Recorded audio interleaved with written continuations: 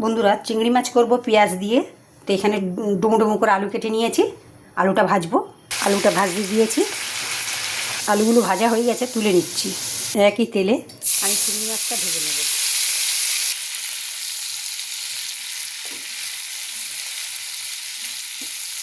চিংড়ি মাছগুলো বেশ বড় বড়।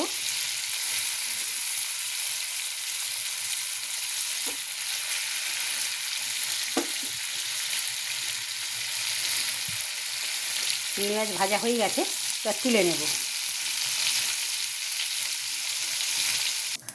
জিরে ফোড়ন দিলাম,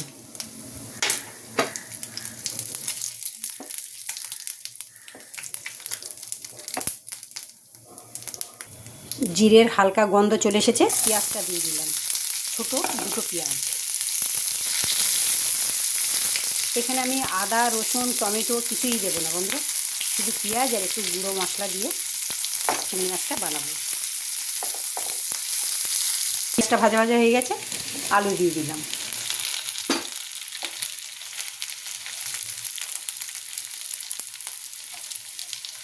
এখানে আছে স্বাদ মতো নুন, জিরের গুঁড়ো, ধনের গুঁড়ো, হলুদ গুঁড়ো, লঙ্কার গুঁড়ো দিয়ে দেব।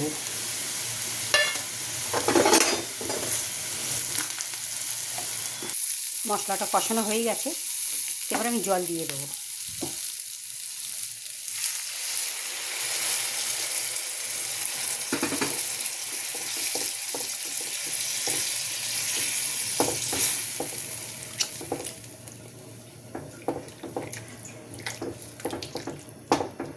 ফুটুক।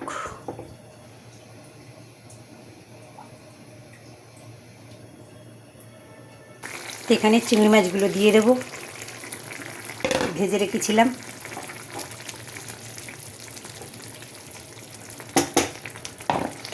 এখানে বেশ কিছুটা ধনে পাতা আর দুটো কাঁচা লঙ্কা চেরা দিয়ে দেব।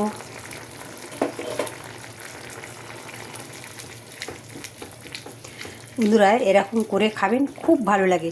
এমনি তো চিংড়ি মাছ ভালো স্বাদ, আর এভাবে করে খাবেন, বেশি মশলা টশলা দেবেন না, এভাবে করে খাবেন, খুব ভালো লাগে খেতে। একবার ট্রাই করবেন, এতটা ভালো হয় আর মানে কী বলবো। তো হয়ে গেছে বন্ধুরা, চিংড়ি মাছ আর আলু, পেঁয়াজ আর ধনে পাতা, আর কী কী মশলা দিলাম তো আপনারা তো দেখলেনই। তো এরকম করে খাবেন, খুব ভালো লাগবে।